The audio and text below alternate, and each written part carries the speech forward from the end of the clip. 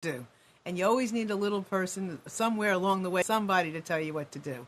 And today I'm really excited to introduce Chris Reinhardt, who is, oh my goodness, well, how do I describe it? Let's see. Chris, for those of you that have been watching the show for a long time, Chris is always in the chat. She is co-producer for Breaking Free. Amnan's producer. She's the co-producer. I often say she is my right and left. When Chris and I found each other, how long ago? About 5 years. About 5 years ago, I was looking for somebody to work with me that I could just love. That's all. I was looking for a person to love who could just get me in a word or two, even when I misspelled my words or two. And I found Chris, and she's been marvelous. So I know all of you out there that have been watching the show have seen her in the background, but today's show I felt was really something that Chris is so passionate about motherhood and parenting and children and just being all that I could not imagine doing this without her. Aww, So I'm really happy to have her. And we also have Chrissy Key and Cara Barr with us as well. So let's welcome those two beautiful women. Hello. Hello, thank you. Hi, welcome. So it's going to be one of them love fests. But this topic that we're going to talk about parenting, transitions, motherhood at different stages of our lives. And, you know, some people are mothers and they didn't bear their children, but they take on a role of motherhood. It's like Mother Earth. I mean, goodness gracious, why is it Mother Earth? And so I'm really excited about this show. I mean, I'm a grandmother. I can't tell you the delight I have in being around my grandson. In fact, today my daughter asked me if I would just meet her somewhere just for a few minutes. She had to do something. And so I went and met her so I could watch my grandson for just a few minutes. And I mean, I did the silliest things in the car with him. Just the silliest things. I'm going to tell you what, the whole time I was there, I was filled with such joy. I don't remember doing that as a young mother because I was distracted. But I get to do it now. And so this show is a conversation about all of those things. And with Breaking Free comes all the conversations we can possibly have that are going to break each and every one of us free. Because I know when I was a young mother, I was working, couldn't enjoy but so much. And so I'm happy to have this conversation. So I want to introduce Chrissy because it was Chrissy's motherhood that inspired me to be wanting to do the show for a long time. I've known Chrissy for how many years, Chrissy? Gosh, 5 years probably. 5 years maybe. Years. And I've known Chrissy as this kind of, in some ways, flamboyant working woman, doing all kinds of really cool things and trying new things and being an inspiration for other women doing other things. And then comes her little baby. And I saw this woman continuously doing those things, but carrying a papoose on her back or in the front or standing in front of a room talking. And I thought, you know, there's a story here. And it's more than just a story. It's a lifestyle. It's a thing. And I knew that I just wanted to do a show about mothers and love. And I hope there are fathers listening because many of you are caretakers as well. And Cara, you're a doula, Cara? Cara, is that right? Yes. Okay. And you also are passionate about mothers and motherhood and parenting and all kinds of stuff, right? Absolutely. So tell us a bit about you, Cara. Well, I've been working with moms, babies, their children, and their families for about 14 years. And boy, I felt called, I think I was about 8 years old when I first felt a calling to be around moms and babies, which was interesting because I'm an only child. But I am an aspiring midwife and have been a doula for many years. And actually, my beginnings were as a nurse. So I worked as a mom and a baby postpartum and nursery nurse for many years before taking a pause to have my 2 children. Okay. And it's just something that, well, motherhood itself in its essence to me is love and unconditional and divine, pure love.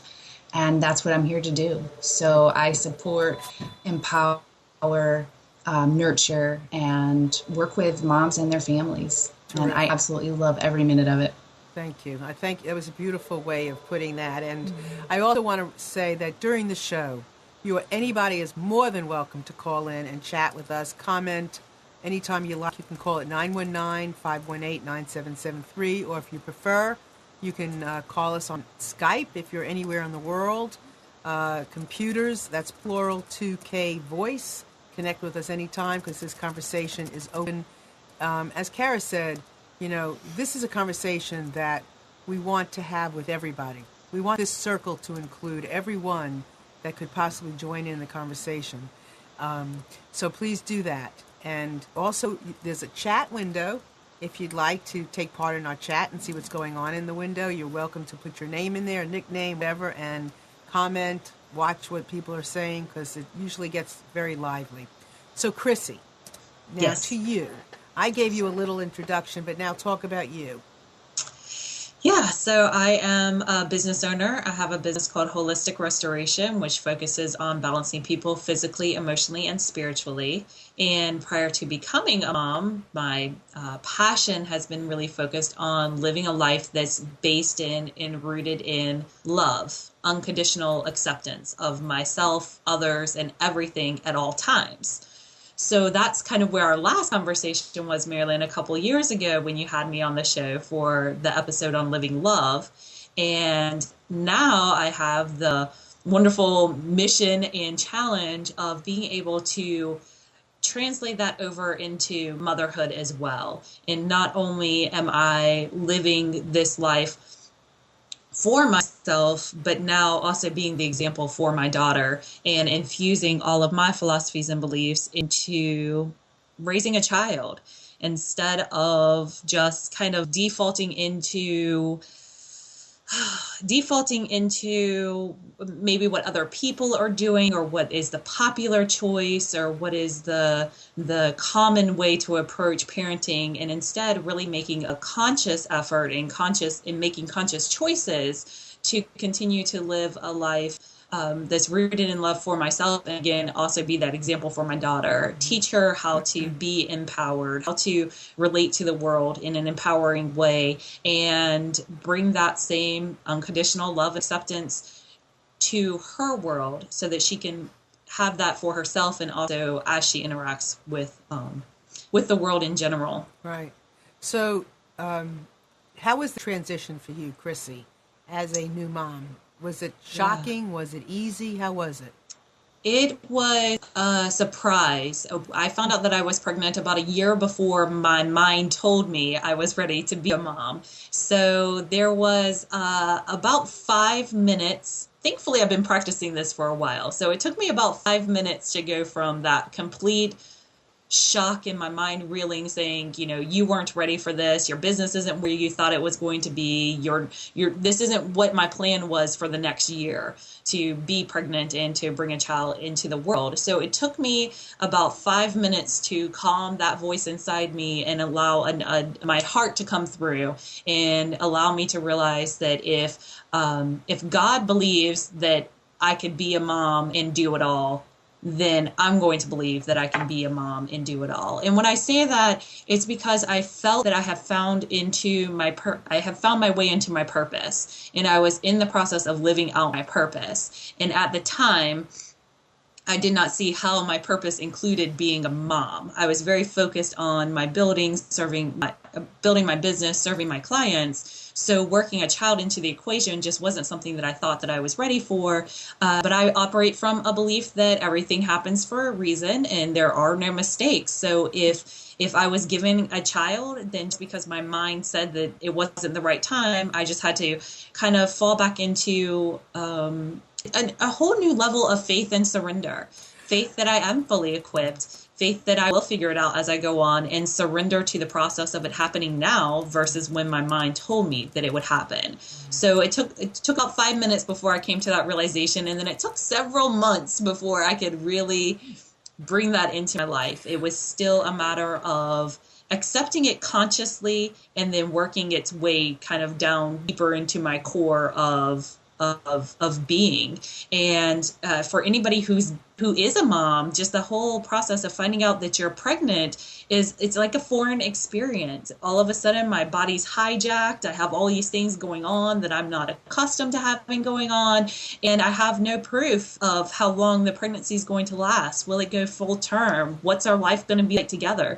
There is no guarantees, and I think that being able to consciously surrender that need for control and allow life to go and unfold in front of me was one of the best things that I could have done. I believe it allowed for a very beautiful pregnancy experience, a very easy pregnancy experience. Well, Chrissy, let me interrupt you just a second, because sure. I want to continue with what you're saying, but I also wanted to say that as a new mother myself, I was so excited about becoming a parent, but I didn't always want to be.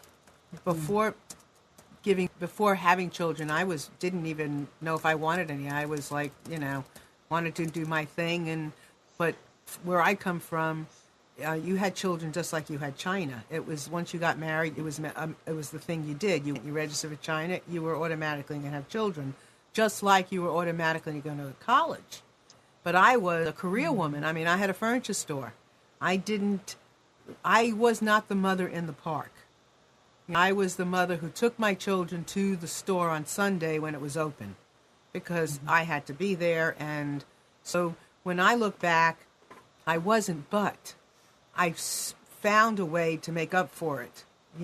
At night I would make parties out of nothing, or take my children wherever I went. And then I got divorced really early on. So it was really interesting for me. And that's one of the things that I've always admired about you women, because Cara, you took a pause to take care of your children. Chrissy, you're just going along and found a way to do yours. And then Chris has, she's also found a way, and I admire what she does with her children, because she's done, it's like listening to her talk about what she does with her children is like watching a movie. I mean, she's always doing something with her children. And so you had this, big education, and then you you didn't give it up, but you've made a difference with, so talk about yourself for just a second. Well, I wasn't a person who really thought that she was going to have children immediately. But when I was ready, I was ready. And we did a lot of traveling, and I went to school, and I went to graduate school, and I did those things. And then when I was ready to have a baby, then I was ready. And motherhood has been one of the most exceptional and humbling gifts I think I've ever gotten. And you're going to get all teary. Well, I mean, this could be the show for teary. Your children are how old? I have thank you. I have a 6 and a 9-year-old. And you're devoting your life to your children. For right now. But for right now. But you have. That's all you can do is what you have right now. Yes. And it's been remarkable. And I love what I do professionally with you and what we do. And I also love being able to bring that creativity into parenting as well. And we do a lot of crazy things at my house. We are about ready to make mummies. We're doing a little bit of homeschooling right now, and we're talking about Egypt. And so my husband is out looking for a chicken right now that we're going to mummify. Oh my God. But we do a lot of different things. We dress up for Halloween. And you've been able to, at times, which is kind of like what Chrissy does, and I have a feeling Cara similarly, you've even used the show at times when she's been watching the show, the kids around, she'll use this show as an educational tool. So you use what you've got. Exactly. I mean, so the world, and to all the women out there who, one of the things that I feared when I got pregnant is the fear of actually giving birth, the pain, which, Cara, you can probably talk about this. I was petrified. I knew I couldn't get away from it, that somewhere along the way I was going to experience this thing of having a baby, and I was petrified. And nobody tells you, nobody told me it was going to be joyful and it was going to be amazing and I was going to, nobody told me that. But this was also, 29 years ago. Things are different today, I think. But I was petrified of that alone. So, what were you saying? Yeah, I was just going to share that, I think that that's so common, that's so part of the experience, and that the only way through that is to actually go through it. Mm-hmm. But it helps so tremendously to have support and to have encouragement and to have positive words about, birth, pregnancy, motherhood, parenting, spoken to you and shared with you, and it makes all the difference. Mm-hmm. Yeah, and so classes and just there's so much online today, I think, and forums and things that are open to all of us that we didn't have before. There was nothing for me to really go by. I went to a birthing class, but that even scared me more. Just the thought of them focusing on just pushing, and then I didn't have the other part, pushing a baby out of me. That was scary. And I'll say, Marilyn, to speak on my experience, I went into it with that level of faith, that belief that I'm fully equipped and that nothing can cross my path that I'm not fully equipped to handle. So this just really put my faith to the test. And it took, I think, I attribute a big part of my beautiful experience that I had from pregnancy through the whole pregnancy into birthing my child to having the support of Cara by my side, having somebody who shared my spiritual perspective on the world, to share my faith in us being fully equipped and to be so passionate about motherhood, and to have such a belief in the power of women in our ability to do this. So Chrissy, talk to the women who don't have that. Let's talk about that. Talk about what do you do? How do you gain that spirituality? How do you gain? There are plenty of women out here that are like I was, a single parent. I was living in an area. I didn't have my parents here. Talk to those women. How do you gain that spirituality when you're by yourself? How do you find a friend like Cara? Yeah. First, I would say just ask for it. Ask for it out loud. Ask for it to your friends, family, whoever would listen in a room by yourself. I don't think it really matters, but just ask for it. And I believe what we ask for, it will be provided for us. And thankfully I did know Cara, and I'm not quite sure what avenue I would have gone if it wasn't for her, because she was definitely a grounding point for me. But faith is an absolute choice. And basically what it comes down to is that we all have faith. It comes in one form or another. Either we have faith that there's something beyond us, or we have faith that what we see is all that there is. But one way or the other, we're believing in something. And it's our choice in what we believe in. So to me, since I can't prove that I'm not fully equipped, since I can't prove that life isn't on purpose, I choose to put my faith in the fact that it is. It brings me more peace of mind. And really, since I can't prove one way or the other, I might as well choose the story that brings the most peace into my heart and into my life. And once we make our choice in what it is that we're going to believe, then life has the beautiful experience of reflecting back our beliefs. So when it comes down to it, faith is just simply a choice. And if you're going to doubt, you're going to be doubting anyway. We might as well doubt that we're not capable versus doubting that we are capable. So that was my choice. I had no control over anything that happened beyond how I ate, how I treated my body, and the thoughts that went through my head during the pregnancy. And that's really the only control that I had. So I focused on the areas that I could control, and then I just chose to surrender the rest and trust the journey. Whatever it is, whatever experience you're supposed to have in life, that is exactly what you're going to have. Mm-hmm. For whatever reason, I was supposed to have an amazing experience, and I'm very grateful for it. And like how Chris said, she was ready to be a mom. I was not. ready to be a mom. That wasn't on my to-do list. Actually, my faith got me to the point that I trusted that if I'm supposed to be a mom, I will be. And if I'm not supposed to be a mom, then I won't be. So I was very detached from it happening one way or the other. And then when it did happen, I wasn't in that space of, yes, this is the next thing that I want to accomplish in my life. So I was forced into surrendering instead of it being something that I was looking to have happen at the time. You know, it's interesting. I think it's very interesting because sometimes surrender is not in your control. Sometimes you have no choice but to surrender when you're exhausted. I mean, I can remember times as a single mom, not even being able to, I had a 2-story apartment. I can remember when I couldn't even climb the stairs. I was so depressed and so exhausted. And then money. I mean, there was a time when, you know, I was fortunate that I came from money, but there was a time when I didn't have any. And I was telling Chris, I think, the other day that I didn't even have money for my power bill. And I had 2 children that needed to eat, and I had no money for my power bill. And I had all kinds of stuff on paper. But what difference does it make if you don't have it in your pocket or in your pocketbook or in the bank? And I had to go for whatever that financial aid thing is. And I mean, it was a freaky experience, but it's something that I have, that I look back on and I go, wow, what we do. And there was, you know, what we do when we have to. You just do what you have to do. And I did it. I went, I got a ticket for food stamps.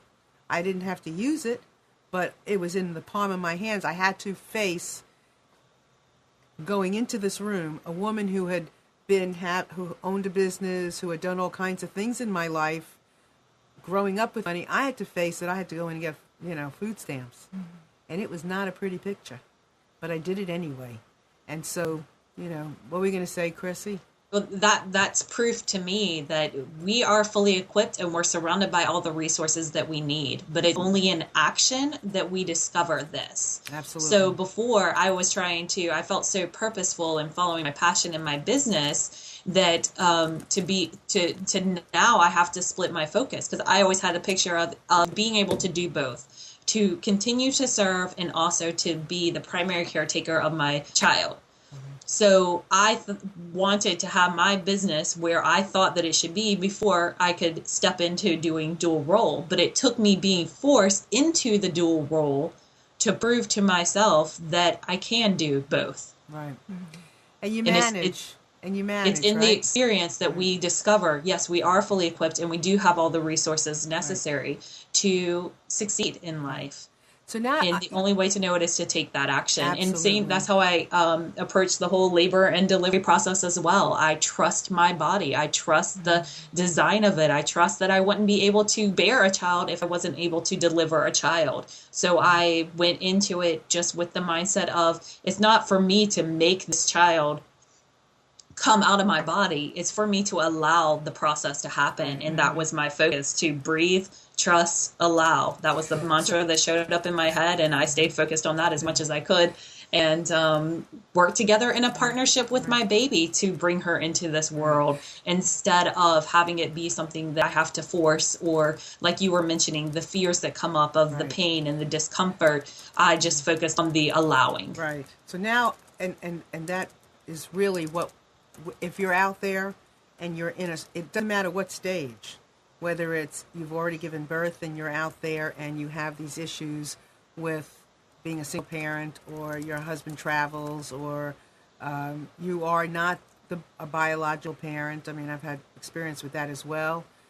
Each and every area of parenthood, caretakinghood, call it what you will, in whatever area you're invested in, there are going to be times where it's a struggle, and you know, you got to somehow go with the flow and surrender in those moments.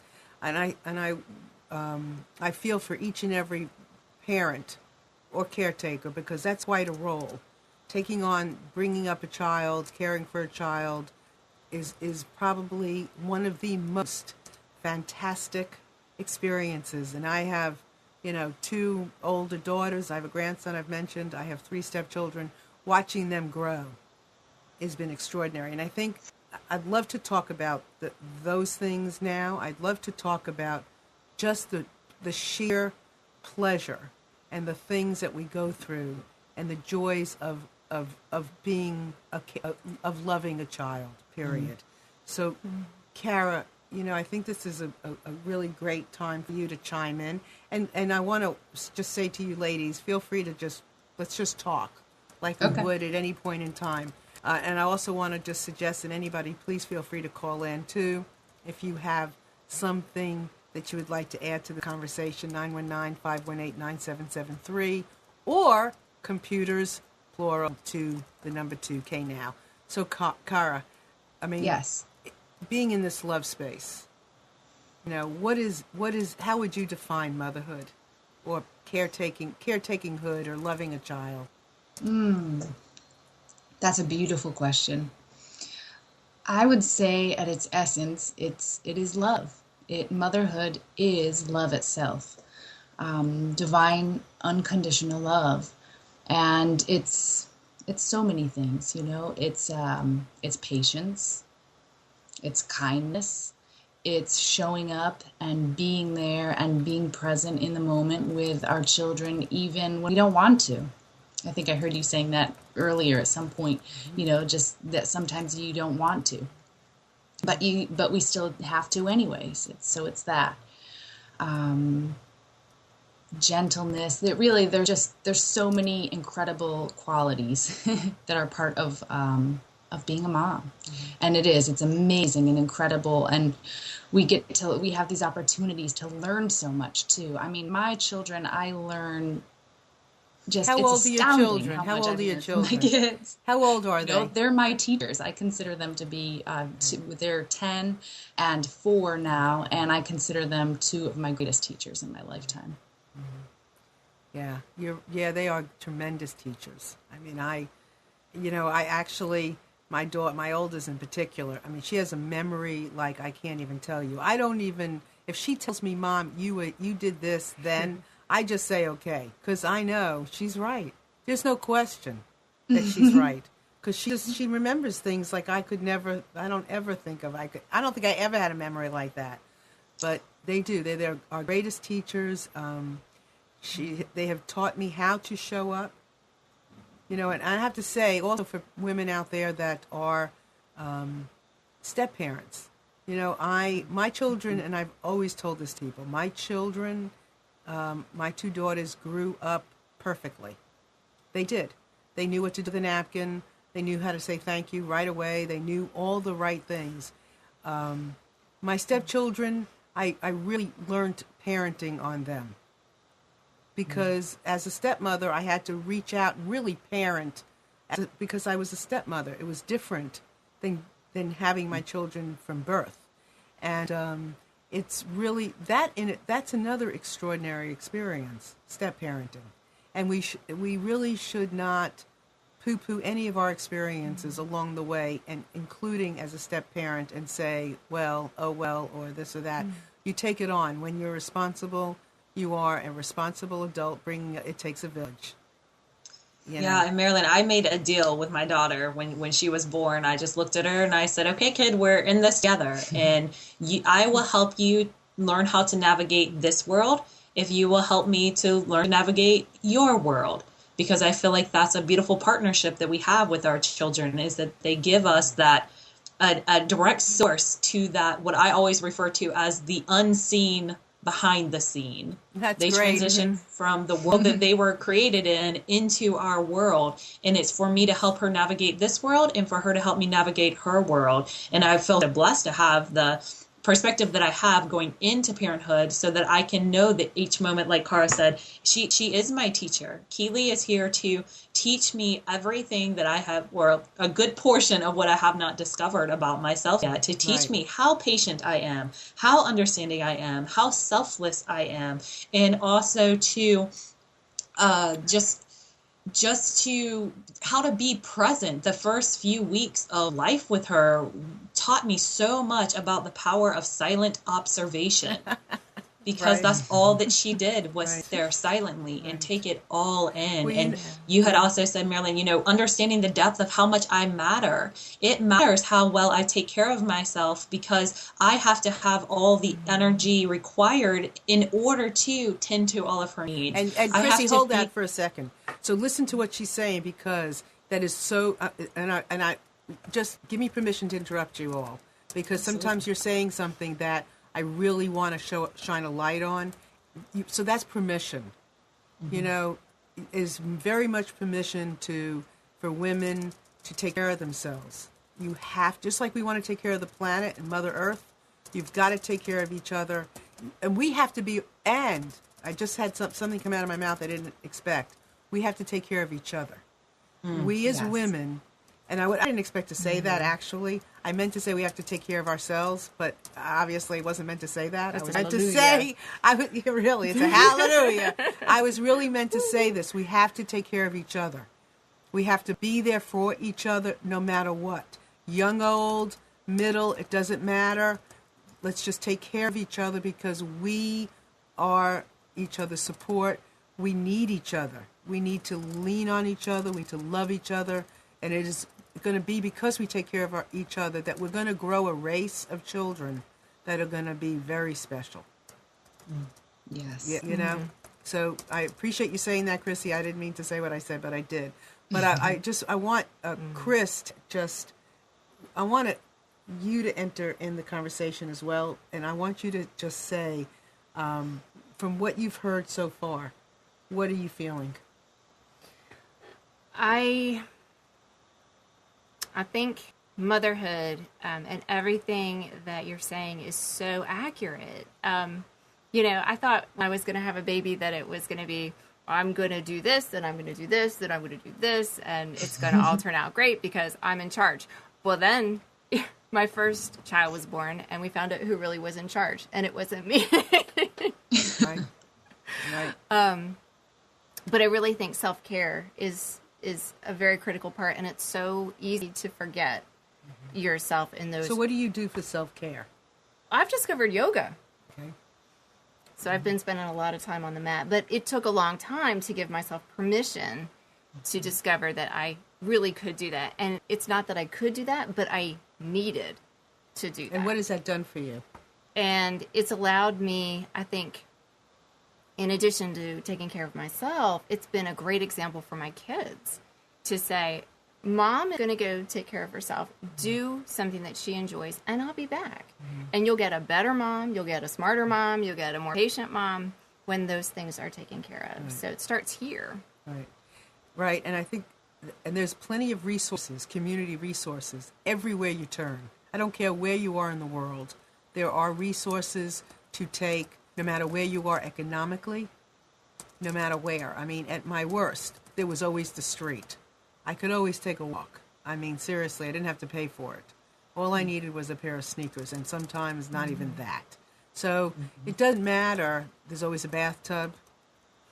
Honestly, there's always something, water, to get under a shower. How I don't know about anybody else, but some of my best ideas come when there's water dripping in my face and my inspiration. So there's always something that you can do that is not a small feat. It is extraordinary, and you should take advantage of anything that you can do to replenish yourself and your soul as a parent, because it is a huge undertaking. So, Kara, what do you suggest to women to do? And I know I'm watching your face, and I'm like, okay, she's got something to say. I love Chris's suggestion with the yoga. That's a huge part of my practice and has been for years. Since having my children, and I was so inspired by it and the benefits that I received from having a yoga practice that I teach it now. So that's one of the ways that I support moms and their babies is in teaching prenatal and mom and baby yoga. There's mom and baby yoga? Yes. Keely's awesome at it. Yeah, is? she's incredible. Oh my God, serious. Well, I saw a picture of her. That was really in a mom and baby, because I took a couples yoga class on Friday night. That was extraordinary. So really, there's a baby and mom yoga class? Yes, What yes, do you and you bring do? your baby and you Yeah. do yoga together. And whether they're sleeping or whether they're nursing or whether they're awake and, Getting and in. engaged and participating in the actual poses and everything that we do, it's all welcome. And they So, get to oh my bond with gosh. other babies and moms too, just by being in that presence together, in that it's okay. We're all here together. Wow, Yeah, Chrissy. in a sense, it's almost like it's a yoga class for moms that you're allowed to bring your baby and tend to their needs in the process. So it gives us permission.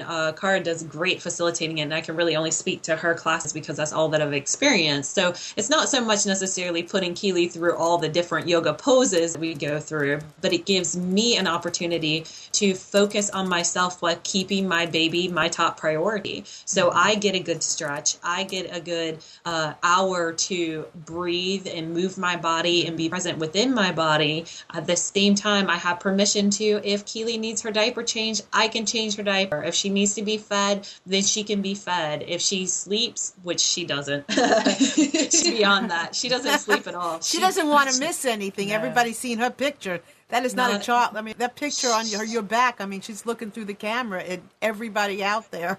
Yes, this child is aware and she is a part of this world and she doesn't want to miss a thing. So she spends the majority of her time squealing and laughing and rolling around on the yoga mat. And it's just a great way. It gives her and I another activity that's different from the rest of her week. It gives her an opportunity to see other babies. It gives me an opportunity to connect with other moms, and it gives me that focused hour that we're committed to show up for one another and to have that experience. So it was such a win-win-win situation that I said I've got to take these next 6 Yes, weeks yes. and invest this time, money, and energy focused on us, my body, her experience in life, and it pays off in so many So different I want to levels. ask you a question.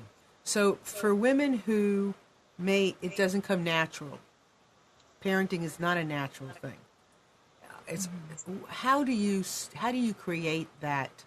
Whether it's like with me and my stepchildren, I mean, I wasn't always. I don't think I was a natural mother, but I found my motherhood thread. I found people that I could watch. My mother is a great mother. I have aunts that were wonderful aunts, but love is love. Mm-hmm.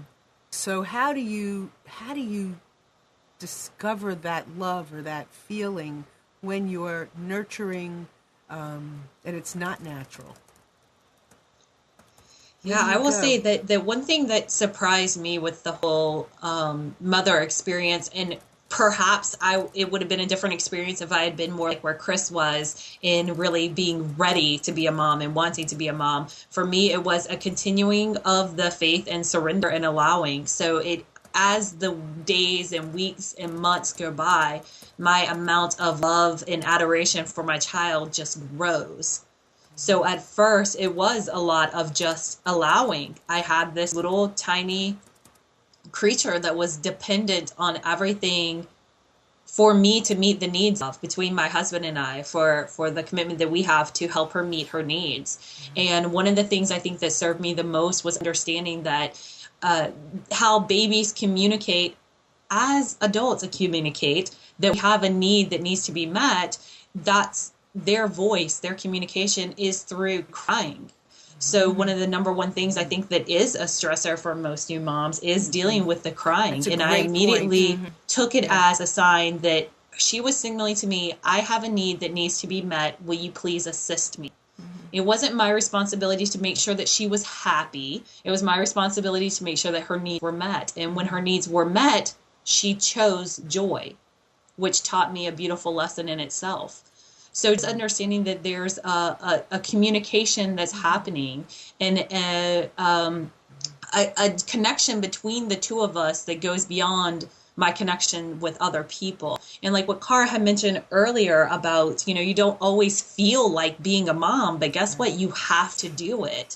It was this instinct that took over within me that it didn't matter if I was tired or if I felt like getting up off the couch or whatever it was that I was doing. That was trumped by silent agreement that I have with this child to help her meet her needs. So now, Chrissy, you have one child.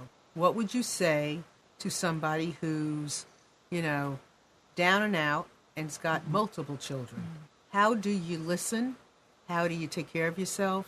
I mean, how do you do what we're talking about doing? We've had the pleasure of, support. What do you tell other mothers who don't have that and who have multiple children? I mean, what's there? What can we talk? What can we say to them to support them?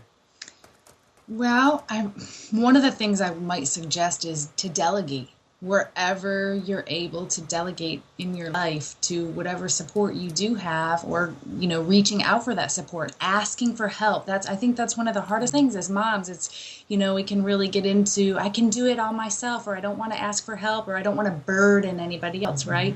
But really, that it helps so much. So if we can just find that courage to reach out, to ask for help, to link arms, I think, as you said earlier, to come together really in that sisterhood. There's so many ways, you can find another mom with children, close to ours in age, and we can, have just being together, even if the kids are, the babies, the children are playing together, and then we're able to have adult conversation as mothers and share where we're at and what we're going through, and, the challenges and struggles and all the beauty and greatness and amazingness that's there too. Helps. Yeah, that's a great point, and I won't, because I think that so often, and I've certainly heard this and worked with people in this, when they've had a baby and then they are exhausted, and it just makes them more and more depressed when they feel guilty for asking for help, or when they don't even ask and the help just appears in front of their face and they feel guilty about taking on the help, and that is so not right? What do you say? Well, it is, and I think a lot of us come to motherhood, in the various different ways, and then help is offered, and so many of us are like, no, I can do it all. I can, stay up all night, and I can do the diapers, and it's not disposables, it's cotton, because that's what I'm supposed to be doing. And then help comes, and then you're not sure what to do with it. But asking for help is really, really important. And it can help you get from that point A to point B, to help you get over that bridge where you feel like you're stuck and all you want to do is cry. Right.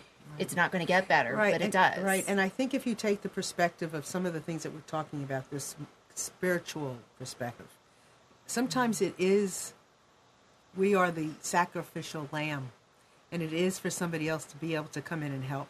I often say that to myself when I don't want the help, but somebody's appearing. And I often think to myself, they need to help, and they need to share in this experience. And so my not being able to do something is for their benefit.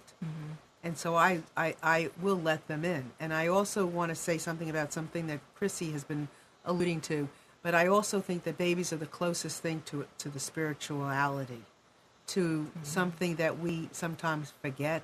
The purity of life, the greatness of life, the beauty in life, and even though they don't communicate it the way we would understand that communication, they have it, and so just watching a baby is the stuff that we can really learn from. So So I would add, along with the asking for help that both Cara and Chris touched on, the other step is being able to receive help. Allowing yourself the gift of receiving help, because like what you just touched on, Marilyn, in our receiving of help, we are also giving simultaneously the gift of allowing somebody else to help us. Absolutely. So it is an exchange that happens, and I had to learn both. Luckily, I have conditioned myself to be a very gracious receiver, so when help was offered, I was able to take it, where I had to grow as a person and as a new mother is being able to ask for it. And an interesting thing I found with asking for it is that typically I get it. And Marilyn, you also made a good point earlier that we are surrounded by resources, especially in this day and age. I mean, if you're watching the show right now, you have access to a computer and getting online. Cara is not the only wonderful, amazing, passionate doula out there. Doulas are amazing advocates for moms, and there are tons of Facebook pages, websites. We have plenty of resources, and I believe, again, if you just ask what you are really in need of will find its way to you. Ask and then put yourself out there into what resources you do have. And I believe the right people will come to support you. Like you said, Marilyn, no matter what your economic status is, no matter what your financial or family life looks like, there are resources around us. And if you have a need inside, to me, that's a cue that the remedy is out there. It's just a matter of reaching out for it and allowing it to come to you. Okay, so now I want to ask, when you are petrified of asking, and there are plenty of women out there that are petrified of asking, or don't have any, or really don't know of anybody to ask. You know, there are women who are in situations that are, you know, let's call it, abuse, and they're having babies, a lot of them, right and left, and they can't reach out. How do you get to those women, Kara? You're in an industry, you're in a business, you're an educator, you're a doula. I mean, how is the world reaching these women, and how can we reach them? Well, I would say one of the ways is through volunteering, through service, through selfless service, because those are the kind of programs that reach maybe those moms who are not economically, able to, let's say, afford a doula. So a lot of birth facilities now offer or have volunteer doula programs.